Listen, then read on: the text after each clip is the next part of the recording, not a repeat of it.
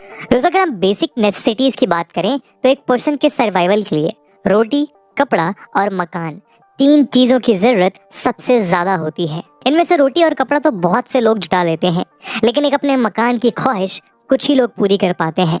एक common Indian house hold के लिए अपना घर किसी सुनहरे सपने से कम नहीं है, जिसे पूरा करने के लिए वो सालों साल अपनी पूंजी जमा करता रहता है, इस एक्सपेक्टेशन के साथ कि एक दिन इस पूंजी के बदले वो अपना घर हासिल कर पाएगा।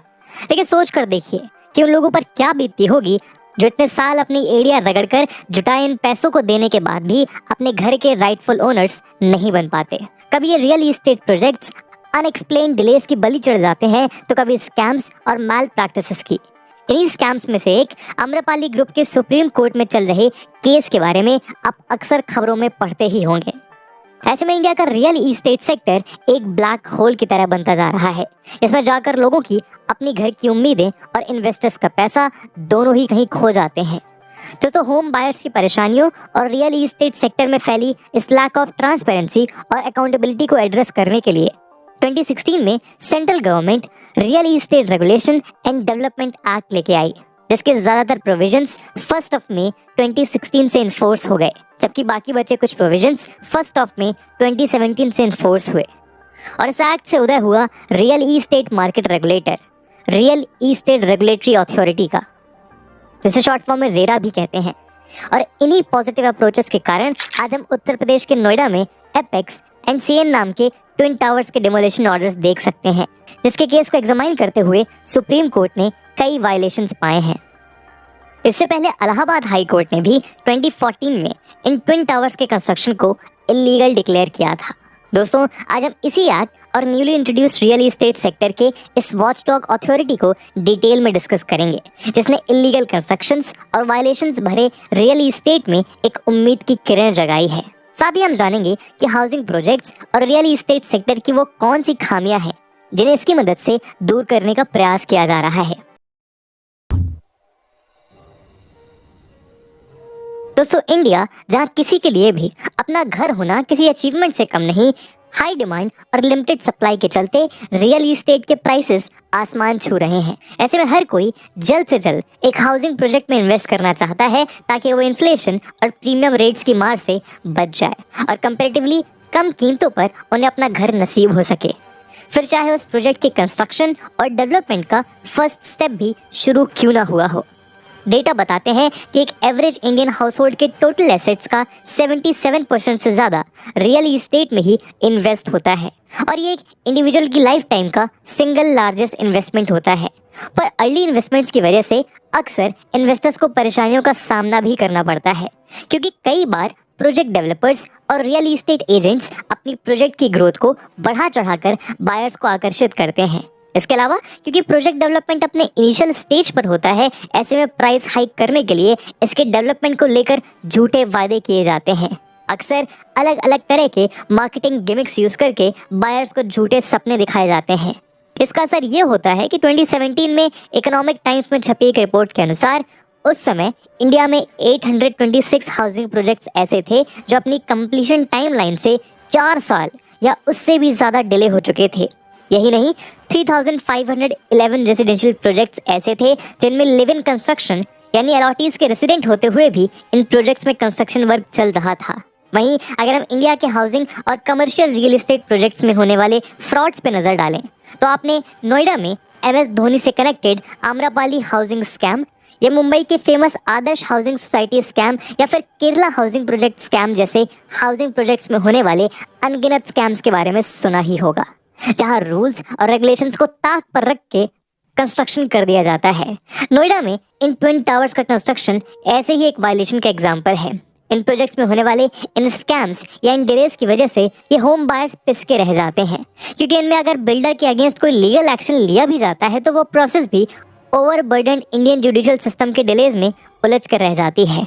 इसका एक बड़ा कारण ये भी है कि 1986 में बना consumer protection act real estate से रिलेटेड इश्यूज को एड्रेस कर पाने में इल इक्विप्ड था। ऐसे में खुद की कोई गलती ना होने पर भी होम बायर्स अपने सर पर खुद की छत पाने का सपना लिए सिर्फ झूठे आश्वासनों और एक धुंधली उम्मीद के सहारे रहने को मजबूर हो जाते हैं। इसीलिए कंज्यूमर्स और हाउस बायर्स की तरफ ग्रेटर अकाउंटेबिलिटी इंश्योर करने के साथ साथ प्रोजेक्ट के डिलेस को मिनिमाइज करने के लिए रेरा को इंट्रोड्यूस किया गया। इसके अलावा इंडिया जैसी डेवलपिंग कंट्री में उसके इंफ्रास्ट्रक्चर और रियल इस्टेट सेक्टर का डेवलप होना ज़रूरी है और इस सेक्टर के डेवलपमेंट के लिए नेसेसरी है कि इसमें इन्वेस्टमेंट को बढ़ावा दिया जाए। लेकिन इंडिया का real estate sector highly unorganise है और इसमें प्रोसेस एंड रेगुलेशन के रिगार्डिंग ट्रांसपेरेंसी का भी अभाव है। ऐसे में प्रोजेक्ट्स में होते इन डिलेस और बढ़ते फ्रॉड केसेस के चलते ये इन्वेस्टर्स का लैक ऑफ कॉन्फिडेंस इस सेक्टर की ग्रोथ में बड़ी अड़चन बन के उभर रहा है। इसलिए होम बायर्स के कंसर्न्स को एड्रेस करने और इस सेक्टर में ट्रांसपेरेंसी को इंश्योर करते हुए इन्वेस्टमेंट्स को और अधिक प्रमोट करने के लिए गवर्नमेंट ने इस एक्ट के माध्यम से इस फुल फ्लेज्ड मॉनिटरिंग बॉडी को जन्म दिया। दोस्तों, आगे बढ़ने से पहले हम आपकी जानकारी के लिए बता दें कि इंडियन कॉन्स्टिट्यूशन में सेंटर या फिर स्टेट के बीच पावर्स और रिस्पॉन्सिबिलिटीज एलोकेट करने वाले 7th शेड्यूल के according land rights over land और लैंड इंप्रूवमेंट्स स्टेट लिस्ट के अंडर आती है, जबकि regulating contracts and transfer of property का टॉपिक कंकरेंट लिस्ट के अंडर है। ऐसे में सेंटर के इस गाइडिंग एक्ट के बेसिस पर हर स्टेट को इस एक्ट के इम्प्लीमेंट होते ही 6 महीने के अंदर अपने अलग रूल्स और रेगुलर बनाने के ऑर्डर्स दिए गए थे, जिसे फॉलो करते हुए नॉर्थ ईस्टर्न स्टेट्स को छोड़कर ज़्यादातर स्टेट्स ने नोटिफाई कर दिया है। तो आइए अब हम सेंट्रल गवर्नमेंट के इस एक्ट के कुछ खास प्रोविजन की बात करते हैं। दोस्तों, अब किसी भी तरह के प्रॉपर्टी ट्रांजैक्शन को state level real estate regulatory authority regulate करेगी। ये अथॉरिटी रियल इस्टेट मार्केट को वैसे ही रेगुलेट करेगा जैसे कैपिटल मार्केट में होने वाले सिक्योरिटी ट्रांजैक्शंस को सेबी रेगुलेट करता है। हर डेवलपर को किसी भी 500 स्क्वायर मीटर्स या 8 अपार्टमेंट से बड़े रेसिडेंशियल प्रोजेक्ट की सेल या मार्केटिंग इनिशिएट करने से पहले उस प्रोजेक्ट के सारे डिटेल्स रेरा की साइट पर अपलोड करने होंगे और डेवलपर्स द्वारा अपलोडेड इन डिटेल्स में नंबर और type of homes for sale, site और उनके layout, payment schedules, schedule of completion और प्रोजेक्ट के स्टेटस के क्वार्टरली अपडेट्स भी अपलोड करने होंगे। इस तरह से हम कह सकते हैं कि किसी भी प्रोजेक्ट के कॉन्सेप्चुअलाइजेशन से लेकर उसके कंप्लीशन तक सारे कॉम्प्रिहेंसिव रिकॉर्ड्स रेरा ही मेंटेन करेगा। इसके अलावा इन प्रोजेक्ट की सेल्स और मार्केटिंग से एसोसिएटेड रियल इस्टेट एजेंट्स को भी रेरा पर रजिस्टर करना होगा। इससे ये एक्सपेक्ट किया जा रहा है कि किसी भी प्रोजेक्ट की मार्केटिंग और एग्जीक्यूशन में अधिक ट्रांसपेरेंसी देखने को मिलेगी और इनिशियल स्टेज से ही रेगुलेटरी अथॉरिटी में रहने की वजह से फ्रॉड की गुंजाइश काफी हद तक कम हो जाएगी। दोस्तों, अक्सर ऐसा देखा गया है कि डेवलपर एक प्रोजेक्ट के बायर से मिला पैसा अपने दूसरे किसी लुक्रेटिव प्रोजेक्ट में इन्वेस्ट कर देते हैं, जिससे वहां से ओरिजिनल प्रोजेक्ट डिले हो जाता है। लेकिन डेवलपर्स को ऐसा करने से रोकने के लिए इस एक्ट में कुछ प्रावधान किए गए हैं, जिसके अंतर्गत डेवलपर्स को अब बायर से कलेक्ट किए गए सम का 70% एक सेपरेट एस्क्रो बैंक अकाउंट में डिपॉजिट करना होगा, जिसे सिर्फ उस पर्टिकुलर प्रोजेक्ट के कंस्ट्रक्शन के लिए ही यूज किया जा सकता है और ये अमाउंट भी एक इंजीनियर, आर्किटेक्ट और चार्टर्ड अकाउंटेंट के प्रोजेक्ट कैपिटल रिक्वायरमेंट के सर्टिफिकेशन के बाद ही जरूरत के अनुसार विड्रॉ किया जा पाएगा। हम आपकी जानकारी के लिए बता दें कि एक एस्क्रो अकाउंट एक कॉन्ट्रैक्चुअल एग्रीमेंट के बेसिस पर बनाया गया थर्ड पार्टी बैंक अकाउंट होता है, जिससे कोई भी डिसबर्समेंट करने के लिए ट्रांजैक्टिंग पार्टीज को उस एग्रीमेंट की कंडीशंस को फुलफिल करना मैंडेटरी होता है। दोस्तों, रियल इस्टेट का इन्वेस्टमेंट एक बड़ा इन्वेस्टमेंट होता है। इसमें 2 से 3% की हेर फेर भी एक बड़ा अमाउंट बन जाती है। ऐसे में किसी भी प्रॉपर्टी के कोटेड प्राइस पर एग्री करने से पहले उससे रिलेटेड टर्म्स एंड कंडीशंस का क्लियर होना बहुत ज़रूरी है। इसीलिए इस प्रोसेस को और ट्रांसपेरेंट बनाने के लिए इस एक्ट ने कारपेट एरिया के बेसिस पर ही प्राइस कोट करना मैंडेटरी कर दिया है। डेवलपर द्वारा किए गए कंस्ट्रक्शन की क्वालिटी को इंश्योर करने के लिए इस एक्ट के माध्यम से किसी भी स्ट्रक्चरल डिफेक्ट की सूरत में 5 साल की लायबिलिटी भी तय की गई है। दोस्तों, एक रियल इस्टेट प्रोजेक्ट को डेवलप होने में कई साल का समय लगता है। ऐसे में अक्सर ये देखा जाता है कि जिस लेआउट और कंस्ट्रक्शन प्लान के साथ एक प्रोजेक्ट शुरू किया गया था, बिल्डर्स समय के साथ कॉस्ट कटिंग या ज़्यादा प्रॉफिट कमाने के लालच में उस बेसिक प्लान में चेंजेस कर देते हैं, जिससे बायर्स को भारी नुकसान उठाना पड़ता है। क्योंकि जब उन्होंने अपने मेहनत की कमाई एक प्रोजेक्ट में इन्वेस्ट की थी, तब एग्रीड प्लान कुछ और था, लेकिन बाद में उन्हें डिलीवर कुछ और किया गया। इस तरह के इंसिडेंसेस को रोकने के लिए इस एक्ट में लेआउट और कंस्ट्रक्शन प्लान को चेंज करने से रिलेटेड भी क्लियर प्रोविजन मेंशन किए गए हैं, जिनके अकॉर्डिंग अगर एक बिल्डर सेल के बाद अपने प्लान्स में कोई भी तब्दीली करता है तो उसे उस प्रोजेक्ट के 2/3 बायर्स का रिटन अप्रूवल लेना मैंडेटरी होगा। साथ ही अगर कोई भी डेवलपर अपने प्रोजेक्ट को बीच में छोड़ देता है या अनकंडीशनल डिले कर देता है तो ऐसी स्थिति में भी अलॉटीज को भी रिफ्यूजल का राइट होगा और साथ ही उनके इन्वेस्ट किए गए पैसे विद इंटरेस्ट पाने का हक होगा। दोस्तों, इस एक्ट में अपने रिस्पेक्टिव कंडीशंस फुलफिल ना कर पाने पर बायर और प्रमोटर दोनों के लिए पेनल्टीज का प्रावधान है। अगर बायर अपने पेमेंट ऑब्लिगेशन मिस या डिले करता है या अगर प्रोजेक्ट कंप्लीशन में डिले होता है तो दोनों ही सूरतों में पीनल इंटरेस्ट रेट पे करना मैंडेटरी होगा। साथ ही अगर बिल्डर की तरफ से कोई भी इंफॉर्मेशन इनकरेक्ट दी जाती है या उसका डिस्क्लोजर इनकम्प्लीट होने की स्थिति में उसे टोटल प्रोजेक्ट कॉस्ट का 5% एज अ पेनल्टी पे करना होगा। यदि इसके अलावा भी बिल्डर की तरफ से कोई भी प्रॉमिस कंडीशंस फुलफिल नहीं की जाती तो उस केस में भी बायर्स को यह अधिकार होगा कि वो प्रमोटर्स या रियल एस्टेट एजेंट्स के खिलाफ रेरा में कंप्लेन भी फाइल कर सकते हैं। यही नहीं, फाइन और पेनल्टी के अलावा इस एक्ट के अंतर्गत कुछ केसेस में प्रमोटर्स, रियल एस्टेट एजेंट्स और अलॉटीज के लिए इम्प्रिजनमेंट्स के भी प्रावधान है। दोस्तों, रियल एस्टेट प्रोजेक्ट से रिलेटेड कोई भी डिस्प्यूट होने पर उसके रेजोल्यूशन की जिम्मेदारी भी रियल एस्टेट रेगुलेटरी अथॉरिटी पर ही है, जिसे कोई भी कंप्लेंट 60 डेज के अंदर रिजॉल्व करनी होगी। साथ ही रेरा द्वारा किए गए किसी डिस्प्यूट के रेजोल्यूशन से अगर किसी भी एसोसिएटेड पार्टी को इशू होता है तो उसके लिए हर एक स्टेट में एक रियल एस्टेट एपेलेट ट्रिब्यूनल के एस्टैब्लिशमेंट का भी प्रावधान किया गया है। रियल एस्टेट से जुड़ा कोई भी कॉन्फ्लिक्ट जुडिशियल प्रोसेस में ना उलझे, इसीलिए इस ट्रिब्यूनल को भी 60 दिन में ही केसेस को रिजॉल्व करना होगा।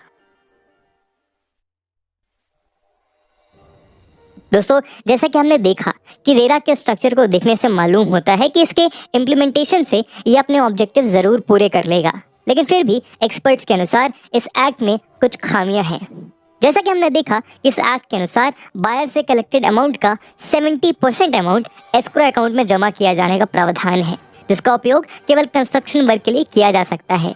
लेकिन रियल एस्टेट प्रोजेक्ट्स में अक्सर कंस्ट्रक्शन कॉस्ट से ज़्यादा बड़ा अमाउंट लैंड एक्विजिशन पर खर्च करना पड़ता है। ऐसे में कलेक्टेड मैंडेटरी फंड का अनयूटिलाइज रह जाने का खतरा है और साथ ही ये 70% का अमाउंट कैलकुलेट करना और उसका डेपोजिशन इंश्योर करना डिफिकल्ट साबित हो रहा है, जिससे ओवरऑल प्रोजेक्ट कॉस्ट भी बढ़ जाएगी।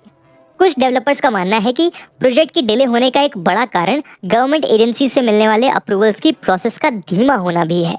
लेकिन ये बिल डेवलपर्स के पॉइंट ऑफ व्यू से टाइमली गवर्नमेंट अप्रूवल की कोई बात नहीं करता, जिस सेंस में एक प्रोजेक्ट का टाइमली कंप्लीट होना कैसे इंश्योर किया जा सकता है। वहीं कुछ कंज्यूमर एक्टिविस्ट का मानना है कि एक्ट के अंतर्गत स्टैब्लिश की गई रेगुलेटरी अथॉरिटी और डिस्प्यूट रिड्रेसल मैकेनिज्म इनसफिशिएंट है।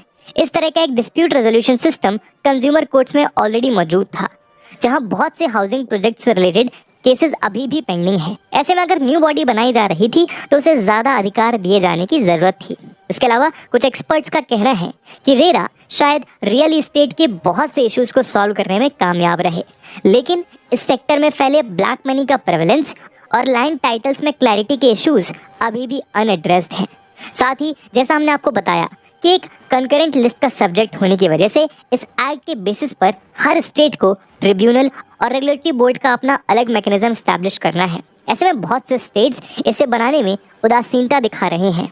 इसका एक बड़ा कारण रियल एस्टेट और स्टेट पॉलिटिशियंस का अननेम्ड नेक्सस भी हो सकता है, जिसकी वजह से बहुत से स्टेट्स में देखा जा रहा है कि स्टेट्स इस एक्ट को और भी ज़्यादा डाइल्यूट करके इम्प्लीमेंट कर रहे हैं। दोस्तों, इन खामियों के बाद भी रेरा अपने मेन एम यानी कस्टमर्स के राइट्स को प्रोटेक्ट करने में सफल सिद्ध हुआ है। इकोनॉमिक टाइम्स में छपी एक रिपोर्ट के अनुसार मई 2021 तक रेरा की मैकेनिज्म्स के थ्रू पूरे देश में 65,539 रियल एस्टेट से जुड़ी कंप्लेंट्स रिजॉल्व की गई। साथ ही रेरा के मैंडेटरी रजिस्ट्रेशन और डिस्क्लोजर्स के नियमों के चलते होम बायर्स और इन्वेस्टर्स को बेनिफिट हो रहा है, क्योंकि ये नियम उनके लिए राइट टू इन्फॉर्मेशन की तरह सिद्ध हो रहे हैं, जिसमें उन्हें एक प्रोजेक्ट के कंसेप्चुलाइजेशन से लेकर डिलीवरी तक हर इन्फॉर्मेशन मिल रही है। रेरा नॉन रेसिडेंट इंडियंस यानी कि एनआरआईज के इन्वेस्टमेंट के लिए भी एक सेफ्टी आर्मर का काम कर रहा है, जो अब्रॉड में होने की वजह से अपने इन्वेस्टेड प्रोजेक्ट्स की फिजिकल ग्रोथ एनालाइज नहीं कर सकते। अब वो भी अपने इन्वेस्टेड प्रोजेक्ट्स की ग्रोथ रेरा के माध्यम से पा सकते हैं। ऐसे में इंडियन रियल इस्टेट सेक्टर से बढ़ते ऑप्टिमिज्म के चलते इसमें इन्वेस्टमेंट का ग्रो होना लाजमी है। यही वजह है कि रेरा रजिस्टर्ड डेवलपर्स को अपने प्रोजेक्ट्स के लिए इन्वेस्टर्स और बायर्स ढूंढना भी आसान हो रहा है, क्योंकि रेरा के रजिस्ट्रेशन सर्टिफिकेट मिलने के बाद एक प्रोजेक्ट एक्सटर्नल फंडिंग के लिए भी एलिजिबल हो जाता है। साथ ही होम बायर्स भी किसी भी फ्यूचर कॉम्प्लिकेशन से बचने के लिए रेरा रजिस्टर्ड प्रोजेक्ट्स को प्रेफर कर रहे हैं। डेवलपर्स और एजेंट्स के लिए भी रेरा से होने वाले इन फायदों को देखते हुए जैसे जैसे इनके बीच इसकी अवेयरनेस बढ़ रही है और अधिक प्रोजेक्ट्स और रियल इस्टेट एजेंट्स खुद को रेरा में रजिस्टर कर रहे हैं। यही वजह है कि फाइनेंशियल ईयर 2021 के फर्स्ट क्वार्टर तक पूरे देश में 60,000 से ज़्यादा प्रोजेक्ट्स और 45,000 से ज़्यादा रियल इस्टेट एजेंट्स इसमें अपना रजिस्ट्रेशन करवा चुके हैं। रेरा की इस बढ़ती एक्सेप्टेबिलिटी से डेवलपर्स के बीच रूल्स एंड रेगुलेशंस को लेकर अकाउंटेबिलिटी भी बढ़ेगी। इसका सीधा फायदा कंज्यूमर्स और हमारी इकोनॉमी को ही मिलेगा। दोस्तों, कोई भी लॉ अपने आप में स्ट्रॉन्ग या वीक नहीं होता, बल्कि उसके इम्प्लीमेंटेशन से उसे स्ट्रॉन्ग या वीक बनाया जाता है। जैसा कि हमने अभी देखा कि इंडिया की रियल इस्टेट को डेवलप करने और कंज्यूमर्स को उनका हक दिलाने की दिशा में रेरा एक सही मजबूत कदम है। कुछ महीने पहले सुप्रीम कोर्ट ने रियल इस्टेट एक्ट 2016 के रेट्रोस्पेक्टिव इम्प्लीमेंटेशन पर अपनी मोहर लगाते हुए इस एक्ट की सार्थकता अपने आप ही सिद्ध कर दी है। बस जरूरत है तो इसे और मजबूत बनाने की, जिसे स्टेट्स कोऑपरेटिव फेडरलिज्म की मदद से अपने एक्सपीरियंस शेयर करके और रिफाइन कर सकते हैं। और साथ ही स्टेट्स की राजनीतिक इच्छा शक्ति भी इसमें एक बड़ा रोल निभाएगी, क्योंकि इस एक्ट के पूरी तरह इम्प्लीमेंट होने के लगभग 5 साल बाद भी 23 स्टेट्स और यूटीज ने ही अपने रिस्पेक्टिव रेरा रूल्स नोटिफाई नहीं करे हैं, जिन सिलसिले में इसी महीने अगस्त 2022 में सुप्रीम कोर्ट ने स्टेट्स के इस एक्ट से डेरिवेशन और नॉन इम्प्लीमेंटेशन पर जवाब मांगा है। तो दोस्तों, ये थी एक केस स्टडी रेरा के ऊपर कि कैसे रेरा ने रियल इस्टेट माफियाज को अपने कंट्रोल में लिया और इस पूरे सेक्टर में एक रेगुलेशन लेके आया।